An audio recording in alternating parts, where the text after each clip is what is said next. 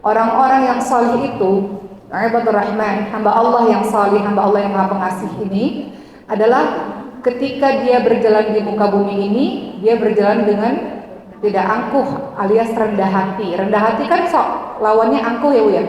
Dia berjalan dengan rendah hati.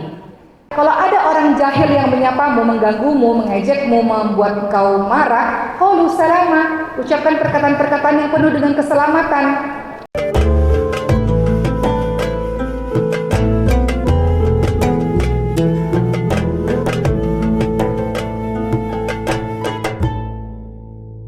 Maka bagaimana dengan kita teman-teman semua? Kata-kata kotor, kata-kata yang banyak kan orang-orang yang berantem gara-gara beda pilihan presiden atau beda pilihan apalah ya, beda apapun itu. Banyak kan yang berantem kan Ibu sekalian. Kenapa harus berantem? Dia punya pilihan, kita punya pilihan, ya sudah. Kita berakhir dengan damai-damai saja, dan siapapun nanti yang terpilih kita doakan semoga bisa membawa Indonesia menjadi lebih baik lagi. Begitu teman-teman semua. Ya, jadi yang ingin saya sampaikan kepada teman-teman semua bahwa lidah ini banyak sekali dosanya. Banyak sekali dosanya. Apa dosa dari lidah? Ada ghibah, ada fitnah, ada namimah, adu domba. Adu domba ini ngeri nih teman-teman semua. Adu domba. Teman-teman lihat ada satu kisah di zamannya Rasul. Rasul itu pada suatu hari melewati perkuburan. Rasul mendengar. Kita ini nggak bisa dengar Bu. Kita ini nggak bisa dengar. Kalau kita lewat perkuburan banyak sekali akan terdengar siksa-siksa orang-orang dalam kubur. Hanya saja kita nggak bisa dengar. Rasulullah mendengar ya ketika orang-orang menjerit disiksa di dalam kubur. Maka Rasulullah ingin tahu itu kenapa orang mendapatkan siksaan yang luar biasa. Dijawab dikarenakan tidak bersuci ya, alias tidak bersih-bersih ketika buang air. Sama yang kedua namimah, adu domba.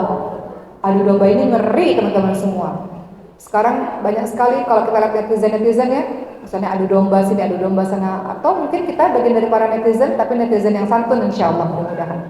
Jadi namimah juga termasuk adalah penyakit dari lisan, adu domba, atau kata-kata keji, kata-kata kotor. Kadang-kadang lagi bertengkar keluar semua kata-kata kebun binatang misalnya. Di mana itu keimananmu? Kok bisa keluar kata-kata kotor, kata-kata keji? Enggak teman-teman semua, enggak boleh. Itu tegas Bu. Apalagi kalau kita mau anak-anak ya. Kadang-kadang anak-anak ini dia mendengar kalimat-kalimat enggak tahu dari mana. Mungkin dia dengar dari sosial media atau dengar dari mana, tiba-tiba dia keluar tuh kalimat-kalimat kotor. Itu tegas tuh. Tegas untuk kasih hukuman ya, untuk dia merasa ingat bahwa dia nggak boleh melakukan itu lagi.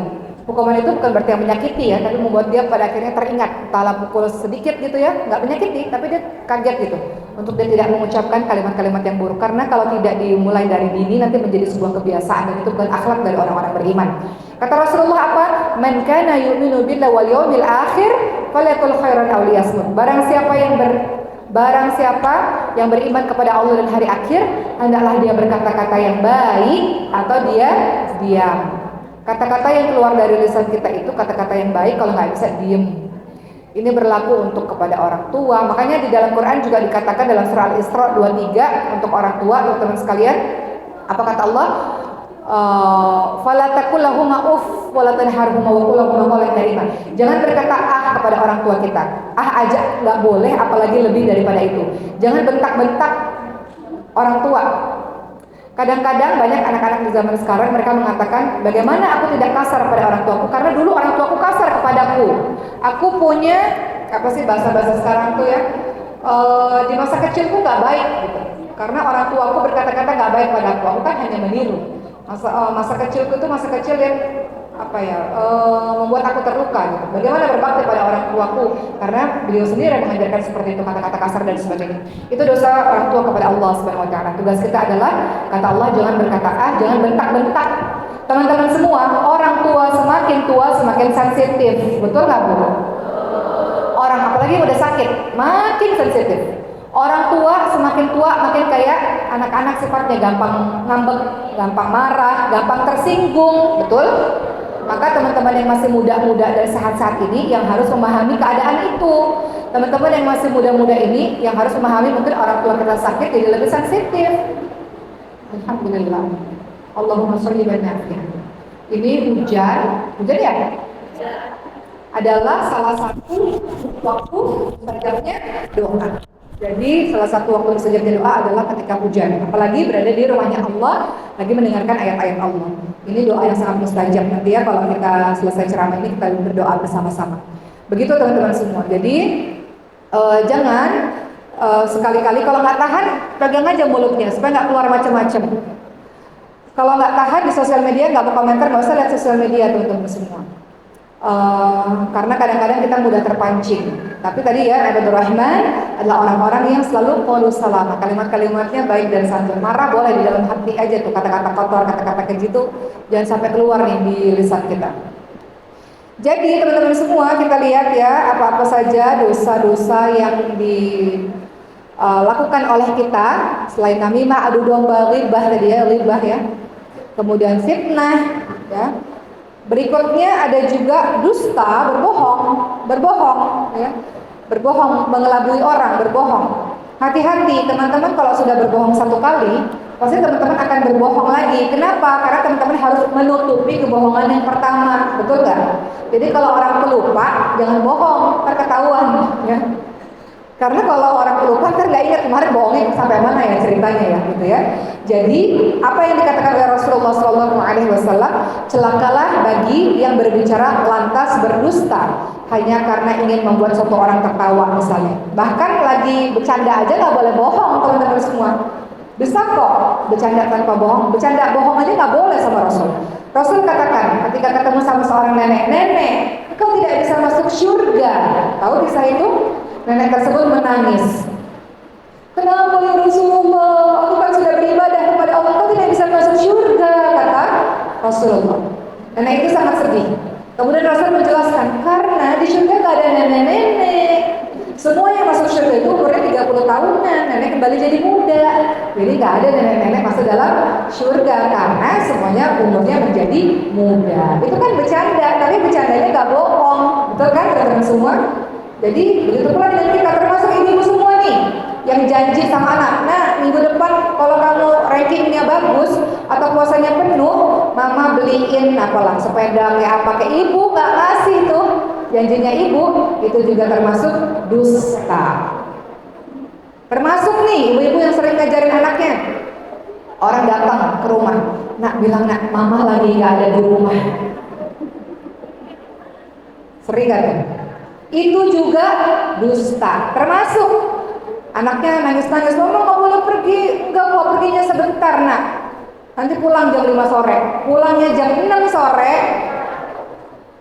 nggak ngasih tahu, itu juga bagian dari dusta teman-teman semua. Hati-hati dengan itu.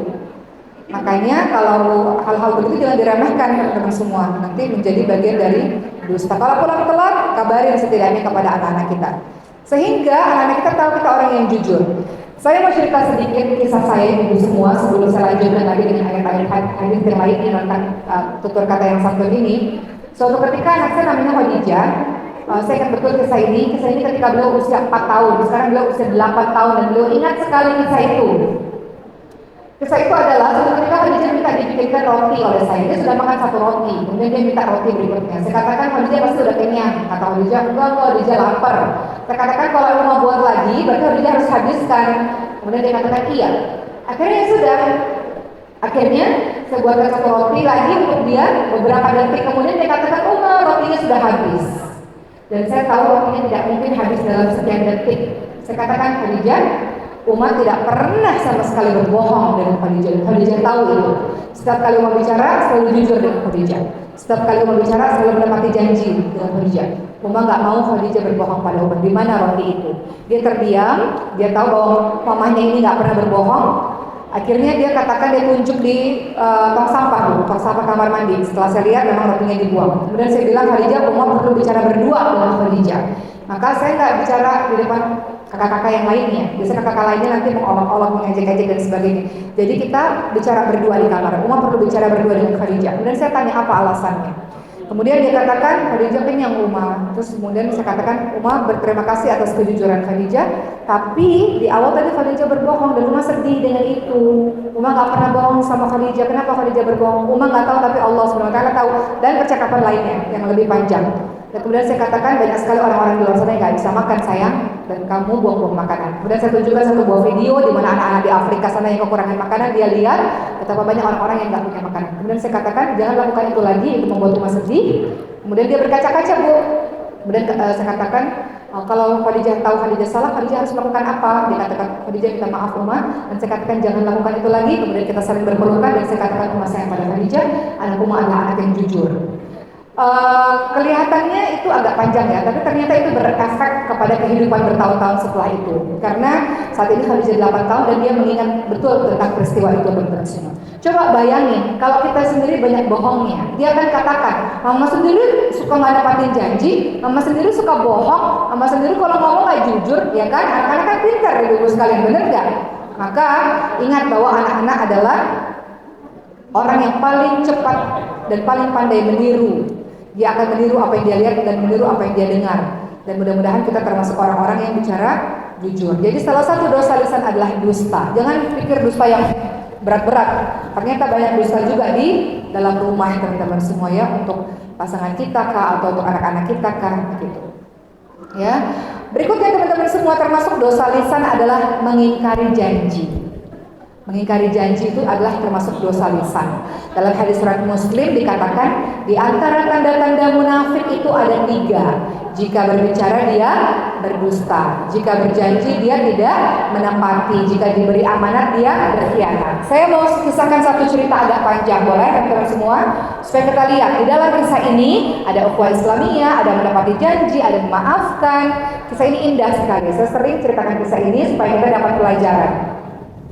Suatu ketika, mungkin yang saya juga lagi live di sini ya. Suatu ketika, teman-teman mungkin sebagai cerita kisah yang saya ulangi kembali.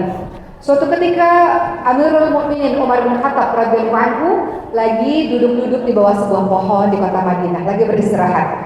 Tiba-tiba dari kejauhan, Sayyidina Umar bin Khattab melihat ada 3 orang pemuda.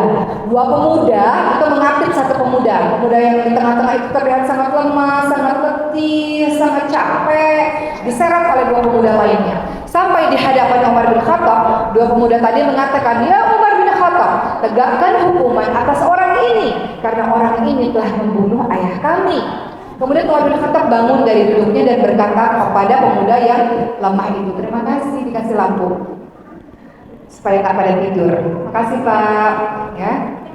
Berikutnya kata Umar bin Khattab, "Benarkah engkau telah membunuh bapak dari 2 orang anak ini?" Kemudian kata si pemuda, "Benar ya Umar bin Khattab, tapi dengar dulu ceritaku. Bagaimana ceritanya sampai aku bisa membunuh bapak dari kedua pemuda ini? Aku berasal dari tempat yang sangat jauh dan kaumku itu memberikan amanah kepadaku untuk datang ke satu negeri menyampaikan sebuah amanah," kata beliau. "Aku pergi dengan untaku dan di untaku ini ada perbekalan makanan untuk perjalananku. Suatu ketika aku sangat lelah, aku berteduh di bawah sebuah pohon dan aku ikat untaku.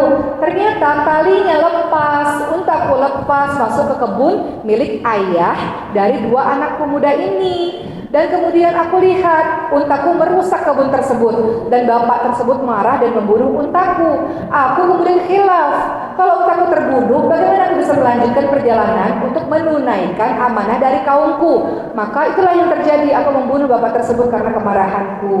Itulah yang terjadi sesungguhnya. 2 pemuda ini mengatakan, "Tegakkan hukuman atas orang ini." Kemudian kata Umar bin Khattab, "Kalau memang itu dan engkau akui, tentu engkau harus mendapatkan hukuman." Kata orang ini, "Tunggu dulu wahai Umar bin Khattab. Aku katakan tadi, aku berasal dari negeri yang jauh, membawa sebuah amanah yang harus aku tunaikan untuk ke kampung atau negeri sebelah. Izinkan aku pergi 3 hari untuk menunaikan amanah tersebut. Setelah amanah selesai, aku akan kembali dan siap menerima hukuman darimu." Kemudian kata Umar bin Khattab, "Siapa yang menjadi penjaminmu?" Kata pemuda ini, "Aku tidak punya siapa-siapa kecuali Allah Subhanahu wa ta'ala. Allah lah yang akan menjadi penjamin bagiku." Kata 2 orang pemuda ini, "Jangan biarkan dia lepas ya Umar bin Khattab. Kalau dia lepas, dia pasti akan larikan diri. Tidak ada yang menjadi penjamin baginya." Tiba-tiba dari kejauhan ada yang mengatakan, "Saya saja ya Umar bin Khattab yang menjadi penjaminnya." Ternyata laki-laki itu adalah sahabat Nabi bernama Salman Al-Farisi radhiyallahu anhu. Kemudian orang-orang heran, "Salman, kalau engkau menjadi penjamin, kalau dia lari, engkau yang harus menggantikan posisinya, engkau yang harus mendapatkan hukuman, engkau yang harus menjadi penjamin baginya." Kata Salman, "Gak apa-apa, aku yang jadi penjamin." Akhirnya pemuda ini pergi, dibiarkan pergi oleh Umar bin Khattab. 3 hari setelah itu orang-orang sudah berkumpul di kota Madinah menunggu kehadiran sang pemuda ini. Di mana dia? Dia harus mendapatkan hukuman. Sampai waktu yang sudah ditentukan belum terlihat tanda-tanda orang ini datang. Kemudian akhirnya orang-orang mengatakan, kasihan sekali Salman, dia akan dihukum karena dia menjadi penjamin bagi orang tersebut. Di detik-detik terakhir, menurut teman-teman, orang itu datang atau tidak? Akhirnya orang itu datang dengan kondisi yang sangat menyedihkan. Dia terlihat sangat lusuh, dia sangat lelah, dia berjalan dengan sempoyongan sampai berdiri di hadapan Sayyidina Umar bin Khattab. Kata Sayyidina Umar, kenapa kau datang? Engkau bisa saja kabur, sehingga engkau tidak perlu mendapatkan hukuman. Kata pemuda ini, ya Umar bin Khattab, aku adalah seorang muslim. Muslim diajarkan untuk menepati janjinya. Aku telah berjanji kepada bahwa aku akan datang di hari ini. Aku tidak mau agar ada orang-orang di luar sana yang mengatai muslim tidak ada lagi orang-orang muslim, orang-orang Islam yang menepati janjinya. Orang-orang muslim adalah orang-orang yang ingkar janji. Tidak mau ya Rasulullah, aku seorang muslim dan aku menepati janjiku. Maka semua orang bertakbir, Allahu Akbar. Seorang pemuda ini memenuhi karakter sebagai seorang muslim, menepati janji. Lalu Umar bin Khattab bertanya kepada Salman Al-Farisi, ya Salman, kenapa kau mau menjadi penjamin bagi orang ini? Kata Salman, aku adalah seorang muslim. Muslim diajarkan untuk peduli dengan muslim lainnya. Dia orang yang datang dari negeri yang sangat jauh, dan aku mendengarkan kisahnya, aku peduli kepadanya. Aku tidak mau ada orang di luar sana mengatakan orang-orang Islam tidak pernah peduli dengan saudaranya. Aku muslim. Muslim adalah saudara bagi saudara yang lainnya. Innamal mu'minuna ikhwah, dan aku peduli kepadanya. Maka semua orang berteriak, Allahu Akbar. Tiba-tiba dua pemuda ini mengatakan, wahai Umar bin Khattab, aku maafkan, kami maafkan kesalahan dari pemuda ini. Kata Umar bin Khattab, kenapa kalian maafkan orang yang telah membunuh ayah kalian? Kami sudah melihat semua kisah ini, sudah mendengar dengan sesama, melihat apa yang terjadi pada hari ini. Kami seorang muslim, dan muslim diajarkan untuk memaafkan kesalahan saudaranya. Dengan apa yang kami saksikan pada hari ini, kami memaafkan kesalahan saudara kami yang dilakukan tanpa sengaja tersebut. Kami tidak ingin ada orang lain di luar sana mengatakan muslim tidak pernah sayang sama saudaranya, muslim adalah orang yang pendendam. Tidak. Kami seorang muslim diajarkan untuk sayang pada saudara, yang memaafkan saudaranya, dan bukan menjadi orang yang pendendam. Maka semua berteriak, Allahu Akbar. Indah dan kisah ini teman-teman semua. Apa yang teman-teman pelajari? Ini hujan, teman-teman dengar suara saya? Di belakang dengar? Oke. Baik teman-teman sekalian. Indah tidak kisah ini? Kisah ini mengajarkan kepada kita teman-teman sekalian tentang ukhuwah Islamiyah. Kisah ini mengajarkan kepada kita teman-teman sekalian untuk menepati janji. Kisah ini mengajarkan kepada kita untuk memberi maaf, untuk peduli kepada sesama. Masya Allah, indahnya kita kalau kita menerapkan apa yang telah agama kita ajarkan kepada kita. Indah ya teman-teman semua. Masya Allah. Begitulah teman-teman semua. Ya, jadi kita sudah tahu bahwa ada banyak dosa-dosa besar yang harus kita waspada. Sekarang saya mau bahas mengenai bahayanya kita tidak berhati-hati dengan lisan kita. Ngeri bu, teman-teman sekalian, ngeri sekali. Apa bahayanya yang pertama? Kata Rasulullah SAW. Ya, amalan yang dapat memasukkan ke dalam surga dan menjauhkan dari neraka. Ya, kata Rasulullah SAW adalah, maukah dijelaskan kepada kalian semua tentang hal yang bisa membawa menuju ke surga dan menjauhkan menuju ke neraka? Kata Rasulullah, jaga ini, kata Rasulullah. Ini yang bisa menujumu, membawa ke neraka dan bisa membawa ke surga. Jaga ini, jaga lisan. Apa kata seorang sahabat, wahai Rasulullah, apakah kita akan disiksa sebab perkataan kita? Kata Rasulullah SAW, tidaklah manusia tersungkur di neraka, di atas wajah mereka atau di atas hidung mereka, melainkan disebabkan lisan mereka. Ini lisan ini. Ngajinya bagus, sholatnya bagus, ibadahnya bagus, intinya ini nggak dijaga. Pernah terjadi di zaman Rasul, kata para sahabat, ya Rasulullah, aku punya tetangga, sholatnya bagus, ngajinya bagus, Qur'annya bagus, ibadahnya bagus, tapi lisannya selalu menyakiti hati tetangganya. Apa kata Rasul? Dia ahli neraka. Orang-orang ini penghuni neraka. Di mana dampak sholatmu? Sementara sholat dikatakan inna sholat tanha 'anil fahsya'i wal munkar.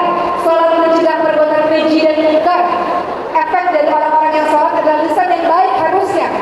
Sholat tidak berbekas dalam lisanmu. Ngajimu nggak berbekas dalam perilakumu. Sedekahmu atau qiyamul lailmu nggak berbekas dalam akhlakmu. Apa ini?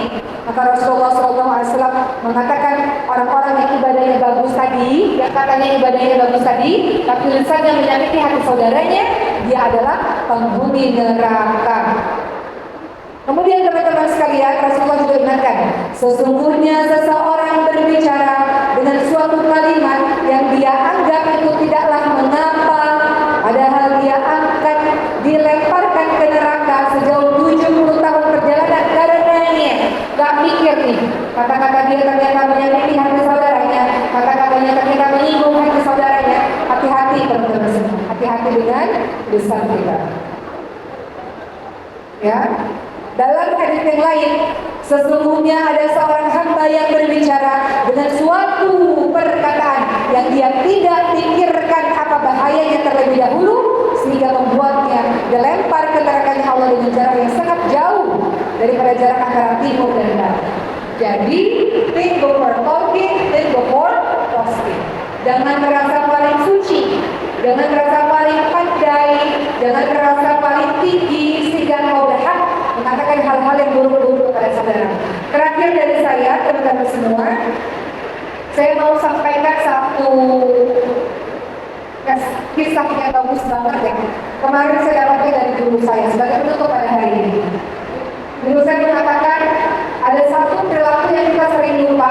Boleh nggak kita jadi orang-orang seperti ini? Yaitu tanamkan pada diri kita. Kita ingin jadi orang yang kalau orang lain menatap wajah kita, orang itu akan segera mengingat Allah Subhanahu wa Ta'ala. Teman-teman mau nggak jadi orang-orang seperti itu? Kalau orang lain bertemu dengan kita, orang lain melihat kita, orang lain akan ingat Allah. Pertanyaannya, caranya gimana? Pertama, teman-teman berdoa kepada Allah. Ya Allah, jadikanlah aku orang yang ketika orang lain mengingatku, atau orang lain melihatku, atau berteman denganku, dia mengingatmu ya Allah. Berdoa kepada Allah. Kedua, hadirkan niat dimanapun kau berada, di perkumpulan manapun kau berada. Setiap kali kau bertemu dengan teman-temanmu, ada niat di sini, niat untuk membawa mereka mengingat Allah. Walaupun cuma 1 menit, berapa detik, kau punya niat untuk punya misi untuk buat orang itu ingat Allah. Kadang-kadang dalam pertemuan kita isinya banyak ketawa, perkara-perkara dunia, curhat-curhatan. Selipkan niat untuk buat mereka ingat Allah. Ketiga, isi pembicaraannya selipkan hal-hal yang mengingat Allah Subhanahu wa Ta'ala. Bisa? Mau dimulai sekarang? Oke. Mulai sekarang dengan cara ibu-ibu lihat, ke kanan ke kiri terserah. Dari semua pengajian yang pernah teman-teman ikuti, kan ada kan satu ayat atau satu hadis atau satu kisah, masih ingat nggak? Dari puluhan kajian, ratusan kajian atau ceramah yang teman-teman nonton, ingat nggak ada satu ayat, ada satu hadis atau ada satu kisah, ingat nggak? Sekarang sampaikan ayat yang paling berkesan di hatimu, atau hadis atau cerita sirah yang paling berkesan di hatimu. Sekarang sampaikan ke kanannya, ke kirinya, terserah, ke sebelahnya. Sampaikan kepada mereka. Kita mulai 1, 2, 3, terserah apa aja. Saya kasih waktu 2 menit. Ya, teman-teman sampaikan satu ayat yang paling berkesan, berpengaruh kepada kehidupan teman-teman semua. Boleh 1 orang, 2 orang, 3 orang. Yuk, coba. Jangan biarkan 1 orang yang tidak ada temannya. Satu ayat yang paling berkesan dalam kehidupan teman-teman, sampaikan kepada mereka.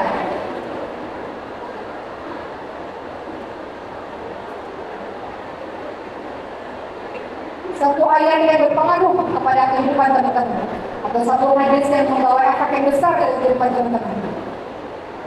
Oke, teman-teman tahu barusan teman-teman sudah melakukan yang namanya dakwah. Jadi dakwah bukan tugas penceramah saja teman-teman semua, bukan tugas orang yang berdiri di atas podium, bukan. Dakwah tugas hamba Allah. Yang teman-teman lakukan barusan adalah teman-teman sudah melakukan salah satu kegiatan yang membuat ketika orang lain berteman dengan teman-teman semua, orang lain akan segera ingat Allah Subhanahu wa Ta'ala. Bisa? Maka terapkan itu di kehidupan sehari-hari kita. Walaupun tidak banyak, dari 2 jam 3 jam pertemuan, sedikitlah berapa menit untuk mereka ingat Allah Subhanahu wa Ta'ala. Maka ini adalah ciri orang-orang terbaik, di mana ketika mereka berteman dengan kita, mereka segera mengingat Allah Subhanahu wa Ta'ala. Bisa ya? Alhamdulillah. Selesai sudah ceramah saya pada hari ini, teman-teman semua.